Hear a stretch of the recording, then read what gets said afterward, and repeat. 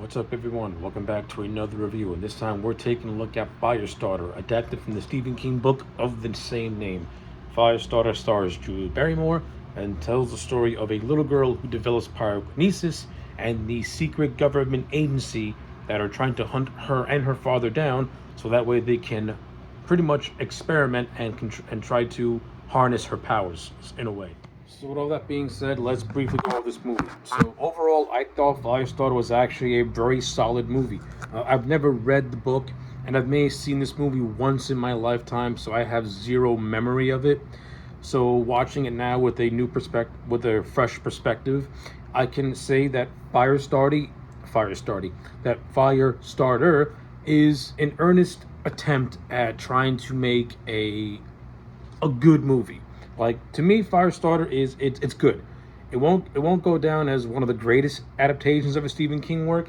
I think movies like Christine, Kubrick's The Shining, even though that's not really a full adaptation of the King book, I personally love that movie, like most people do.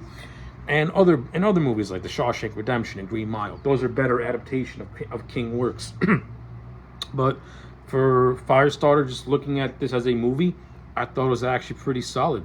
To me, this movie kind of felt like Stephen King trying to do an X-Men movie, because this movie felt like something that you would read in an X-Men comic book. You know, like these two mutants in a way are on the run from a government conspiracy who wants to study and harness their powers for their own personal gain. You know, that to me is that's what this movie felt like to me, with the elements of horror mixed in throughout.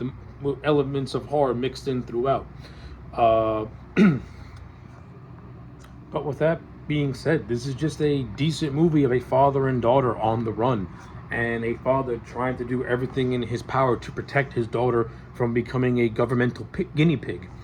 So basically, before the character of Charlie, played by Drew Barrymore, was born, her parents were subject to this experimental drug called Lot 6, in which they gained abilities of their own.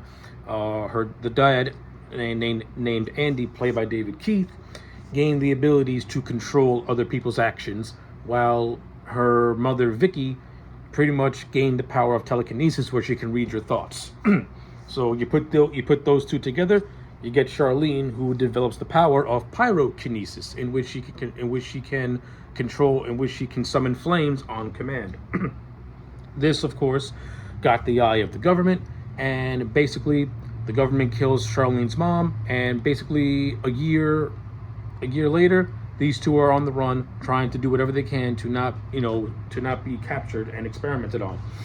And that's basically the movie. It's a chase movie with certain moments where the pacing can drag a little bit. Like there's this one section of the movie where they're staying by a cabin on the lake, and that section kind of goes on for a little bit, kind of drags on.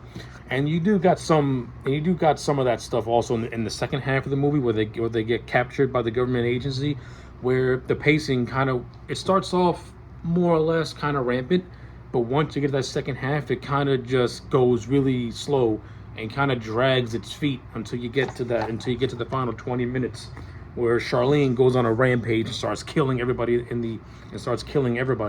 after her father's murdered. So like the opening half hour is good, and then the middle kind of just drags on for a long time, and then it picks up in the last 30 to 20 minutes is where the movie gets back up again. That last half is really saved by George C. Scott, who is fantastic in this movie and is clearly relishing and playing just a duplicitous dirtbag. But I'll talk about George C. Scott momentarily. Drew Barrymore and David Keith as Charlene and Andy. I liked them in the role. They didn't give world-changing performances or great performances, but for the movie that they're in, I thought they were really solid, and I bought them as a loving father and a loving daughter who are just trying to survive, basically. I like the scene where they go to a farmhouse and are taken in by Art Carney and Louise Fletcher. That was a nice little scene, and I like how those two characters are paid off at the end, after Charlene kills everybody, she goes back to them, and they kind of more or less adopt her and take her in, which I like.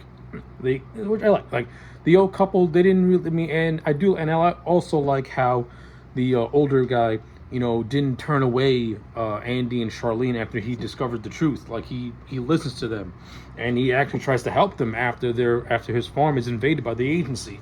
And this is the first glimpse that we get of Charlene's power and just how uncontrollable she can be and just how dangerous she can be. It's a great scene, and that's actually where the horror aspect of this movie comes in, is when Charlene becomes the quote-unquote Firestarter. That's where this movie goes in. After this movie crosses into sci-fi horror, and it's done fairly well. Like the special effects with the fire, they're actually really good for 1984 standards. Like every sequence that involves the fire is done very, very well. Done very well for its time. They look fantastic. Even today, they look fantastic. Especially when you get to the last half where when she starts throwing fireballs at everyone, they look great. So yeah, I'll just mention it. The special effects in this movie, even by today's standard, you gotta admire it. They were done really, really well. In terms of this movie's cast, you got guys like Martin Sheen, who's in this movie, who plays a character called Hollister. I like Martin Sheen. He's in a lot of good movies like Dead Zone and stuff like that. In this one, his character is all right. They kind of have him in a bit of a rivalry with the George C. Scott character, and it kind of has a sort of payoff at the end after Andy controls the character of Hollister to kind of do his bidding. But I would have developed the rivalry a little bit more with George C. Scott and Martin Sheen. I think you could have gotten a lot more mileage out of that. At least to me, you could have. Like I said, Art Carney and Louise Fletcher, even though their roles are very minor, they do come across as likable people when you get to the end of the movie. And Louise Fletcher's character does come across as very leery, which is to be expected because these strange people are in her house. Her husband nearly gets killed, so of course she's going to be upset. But I do like how when Charlene comes back, she is happy to see her, and so I like that coda. It was done really well. The actors who play the agents of the shop, you got some recognizable faces here. You got Moses Gunn. If you're familiar with the Halloween movies, especially Halloween 2, you got Dick Warlock, who played Michael Myers in that movie. He has a nice little cameo in this. So this movie is riddled with some good, solid actors and some recognizable faces. So I got no complaints with that. But again, the one who steals the show is George C. Scott. And now I can talk about the saving grace of the second half of this movie. So I'll say this. The first half of this movie, it does have some pacing issues with certain scenes being undercut with flashbacks, but overall it does have a nice flow to it. And I do like how we get to see glimpses of Charlene's power until you get to the farmhouse scene.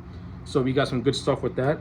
And even though the cabin by the lake scene does drag in a little bit, but not a lot, it does have a nice flow to it, and the relationship between Andy and Charlene does have good development. But once you get to that second half where they get captured by the shop, that's where the movie drags in a lot of instances. And the second half is really saved by George C. Scott, who plays this character of I think his name is Reinbird, who is a government assassin, an agent, who more or less is marveled by Charlene's power and views it as having godlike powers in a way. And this slimy prick poses as a friendly janitor as a way to manipulate her trust. George C. Scott makes the second half of this movie, and you can tell this man is relishing in being this duplicitous, evil son of a bitch who has no intention of being this little girl's friend. He has every intention of just wanting to use her for his own need. Yeah, George C. Scott, he's great. He chews the scene in every scene that he's in. I love the scene I do like the scene at the lake house when Andy and Charlene are captured, and he's more or less scoping them out. That's a really good, tensely directed scene by Mark L. Lester, who made this picture. I thought he did a decent job. Speaking of which, let me touch on a little bit. This movie was originally supposed to be done by John Carpenter. I think if John Carpenter would have made this movie, it would have been something totally different, and maybe something that would have leaned more into the horror aspect of it all. This movie does lean to the horror stuff, but it also leads into the science, to the science fiction stuff, and a little bit of the government conspiracy angle. But it does have the horror element, of course. But I think John Carpenter would have leaned more into that horror thriller sort of thing. Now, imagine if someone like David Cronenberg did this, then this movie would have been 100% horror, and he would have found a way to make the pyrokinetics a body horror. And that would have been very trippy to see as well, and very vicious also. But with what Mark L. Lester brought to this movie, I thought he did a fine job. I think I thought he brought some good suspense to some scenes. I thought he brought some good tension to some scenes. I like how he directed the scenes of Charlene summoning her pyrokinesis when she's being experimented on. You get the whole effect of her hair being blown by some unknown wind force, but it works because it gives you the cue that something bad's going to go down, and stuff does go down, and it's done great. And the whole climax at the horse stables it's nice. It was good. You know, you get the final confrontation with Reinberg and Charlie and Andy and Hollister, and it's done, and it works for me. Like Charlene, you know, her trust was broken by this asshole who then kills her dad, and in retaliation, she kills him. And with her dad's more or less dying words, she basically has the permission to kill everyone on this compound, and that's where it leads to an explosive, no pun intended, finale. So yeah, with all that being said, Firestarter to me is a solid, I'm gonna give this movie a 6.5 out of 10. I like it. I thought it was pretty good. I won't put on the same level as movies like The Dead Zone or stuff like that, but for what this movie had to offer, didn't hate it. I recommend it if you've never seen it. So those are my thoughts on Firestarter. Let me know yours in the comment sections down below. Like the video and subscribe, and I'll check you back next time for more.